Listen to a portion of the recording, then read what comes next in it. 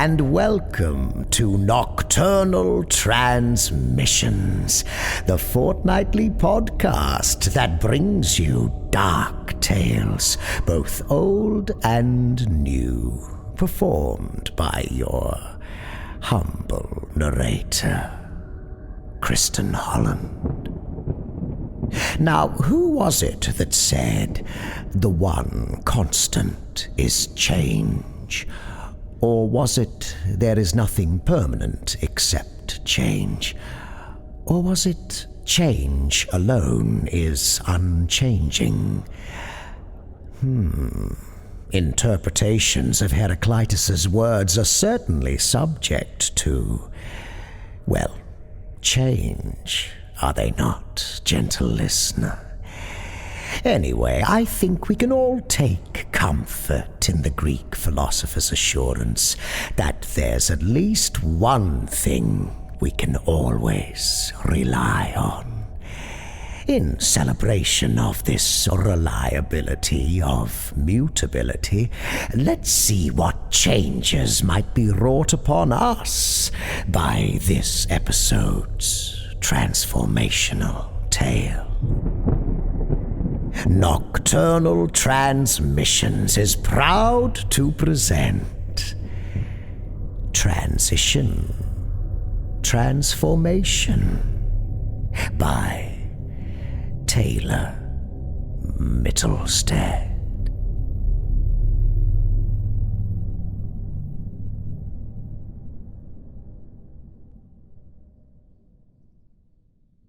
I've been reading about transitioning since I was about 12.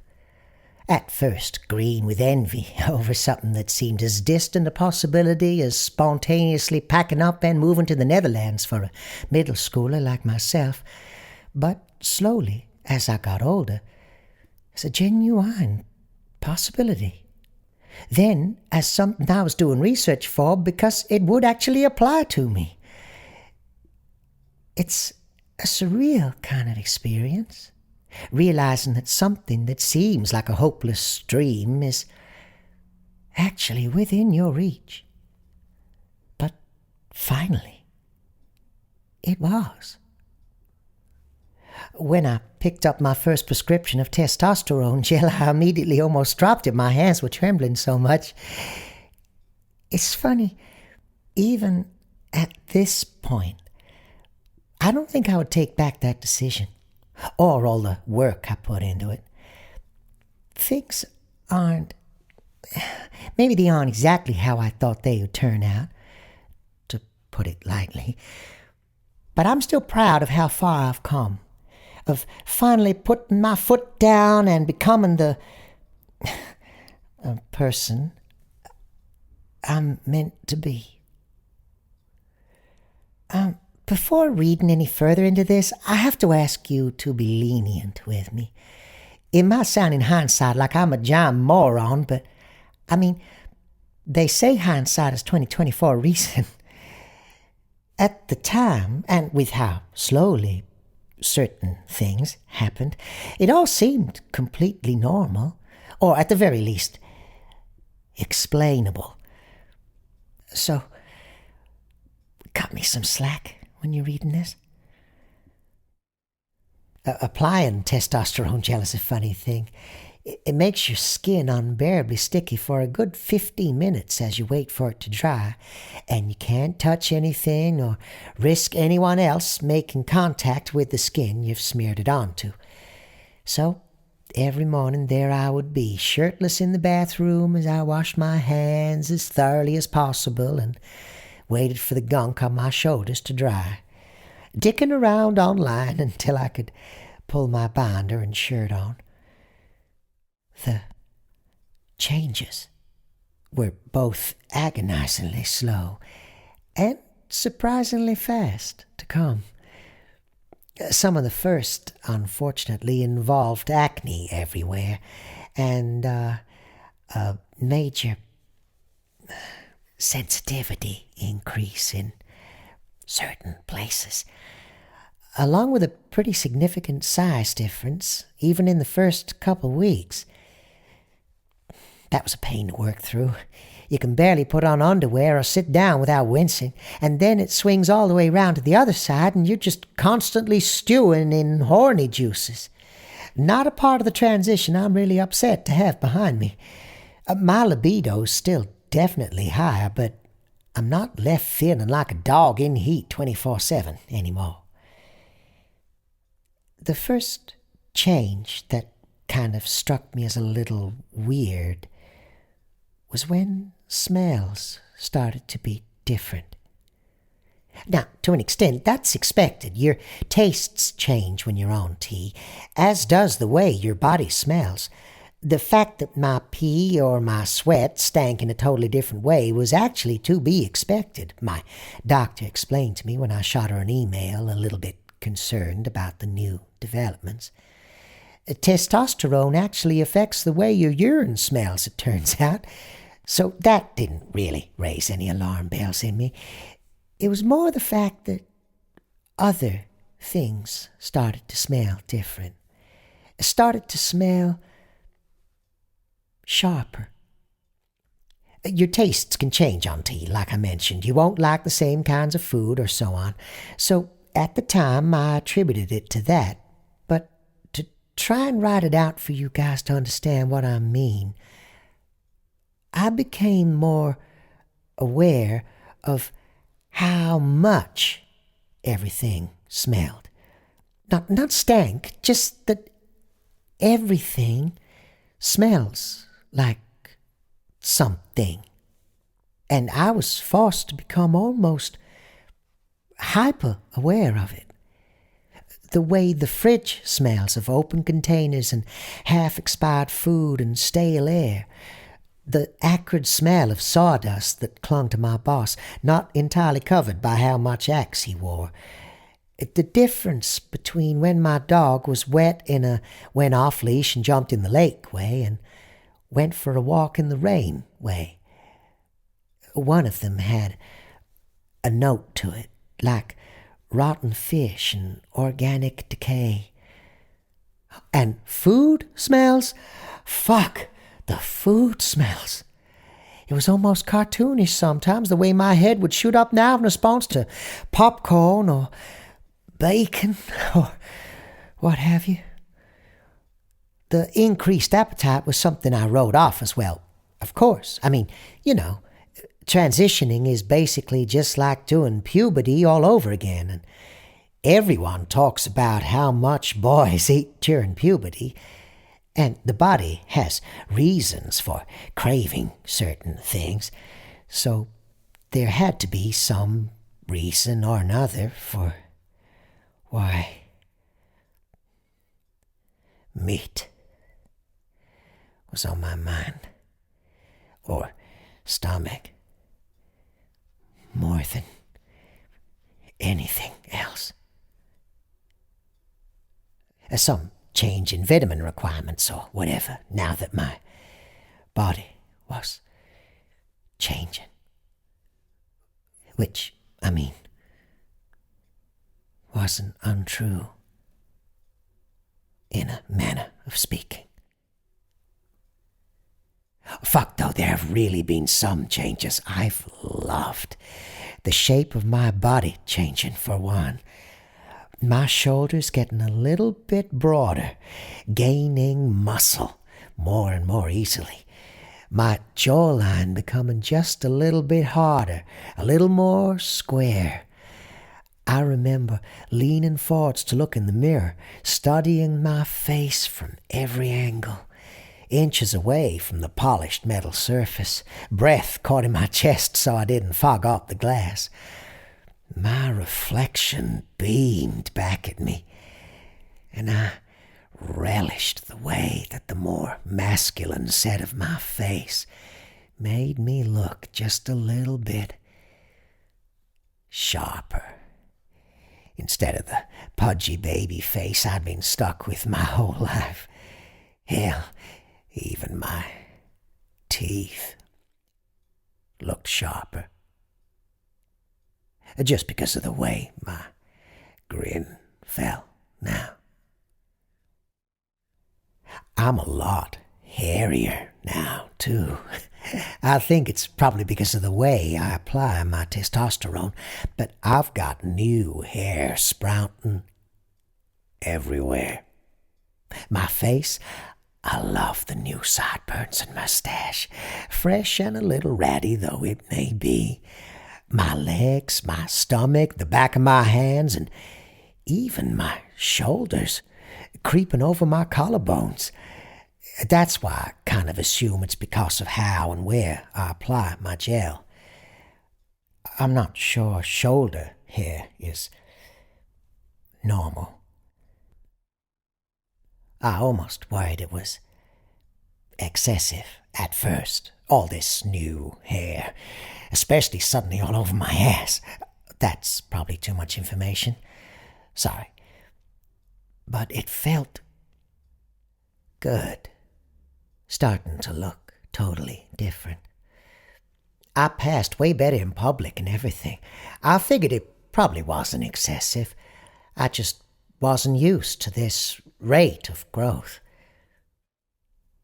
One change I'm a bit more, I don't know how to put it, ashamed of, less happy about, is the anger.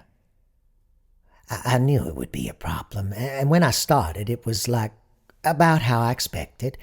Irritability bubbling just below the surface. I was more likely to snap at people.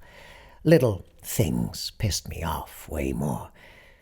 But lately, and even now, it's been escalating. I swear to God, someone made a shitty joke at my expense earlier at work, and I started to understand the idea of white, hot rage. It flooded through me like a saline drip, and all I could picture in the moment was lunging over the table where I'd been working and tearing his throat out with my teeth. Or shoving my hand into his mouth and digging my claws, my fingernails into the floor of his mouth and just wrenching his jaw off with all the new strength in my arms, leaving his tongue wagging and exposed in the open air, strips of flesh stripped down, all the way down his throat. Obviously, I didn't do that, but in the moment it was all I could think about, and my hands clenched and unclenched themselves until my fingernails had dug crescent moons into the palms of my hands, hungry for contact. The heat flashes also suck. I run hot at the best of times, but now it's constantly like I'm running a fever. My skin burns to the touch, to the point where, since it's June now, no one really wants to sit next to me or anything, which is fine with me. I kind of always preferred the space to begin with. I know my mom was concerned about it for a while, though. Before I convinced her, it was something I could deal with. I think that's the reason I've been waking up in a cold sweat more nights now. Just I sweat a lot in my sleep and then wake up because of it. It's a reasonable enough explanation, especially since I don't really remember my dreams. I think my new anger's managed to permeate even there, though. The other night, when I woke up, I saw that my nails had dug trenches into my sheets. Not only my fingernails, but also my feet, where it looked like I'd been struggling against the blankets. My toenails had dug into the bed, tearing a wide hole in my fitted sheet. My mom was not happy about that, to say the least. Yeah, especially when a week later I ruined another sheet.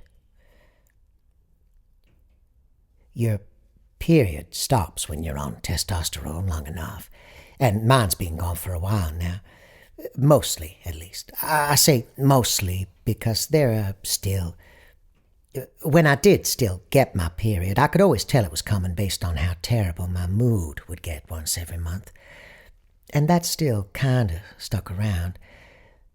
And The second time I ruined my sheets, not too long after that first time, I woke up to bloodstains. I wasn't happy about it, but I figured my period had just come back without bothering to warn me about it. Funny, though, just to be safe, I wore a pad the rest of that week, but there was never any more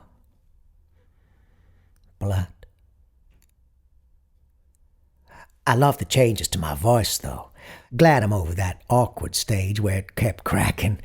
There's a deep roughness to it now, almost something like a growl, low and bass-toned. I can sound dangerous now if I have to, which is good. I don't know why that would be necessary. I don't know why I know it's a good thing, but it's good that I can warn people if it comes down to it. It's harder these days to apply my gel. You're meant to apply it to a hairless area on your body, and those are becoming few and far between for me. I think my anger's been working its way into my dreams again, too. I woke up the other morning not only drenched in that same cold sweat, nails digging into my sheets — I thank fuck these ones are a bit hardier — but with a foul taste in my mouth, like copper and salt. My tongue felt clumsy and swollen as I probed it around my teeth, tasting the blood that had dried into the cracks there. I figure I had to have bitten myself in my sleep or something. It was the only thing that could explain that. It didn't explain how thoroughly I had to floss that morning, though, or the sliver of grayish meat lodged firmly in one of my canines that made me gag reflexively seeing it. But it's amazing the things you'll learn to just take in your stride. Even the long clump of red hair I also pulled out of my mouth had to have an explanation of some sort. It must have been from my food.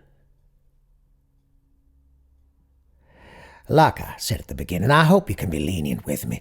Everything was some kind of explainable, and this was something I needed.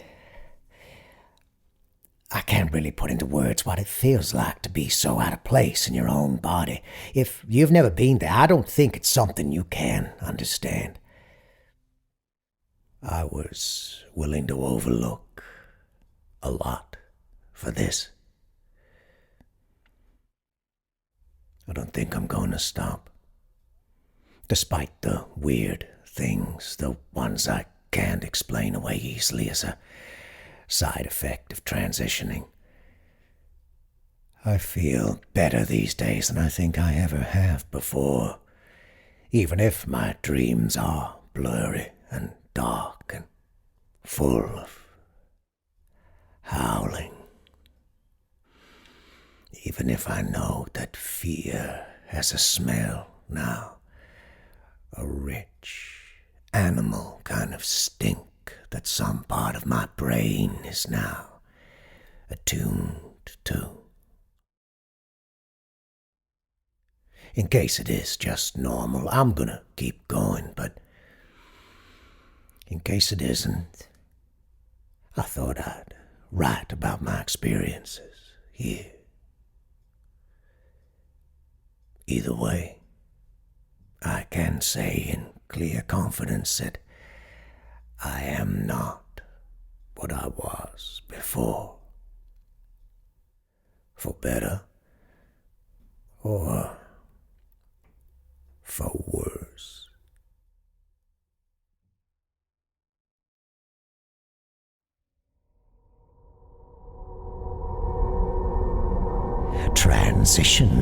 Transformation by Taylor Mittelsteadt. Taylor Mittelsteadt is a transgender man and aspiring author from Massachusetts, working to break into the horror genre.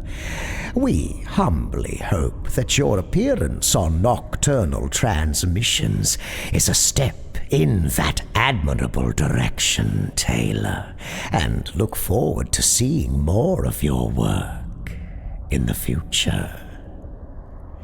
And now, time for our latest Patreon subscriber news. I'm happy to report that we have some new acolytes to welcome.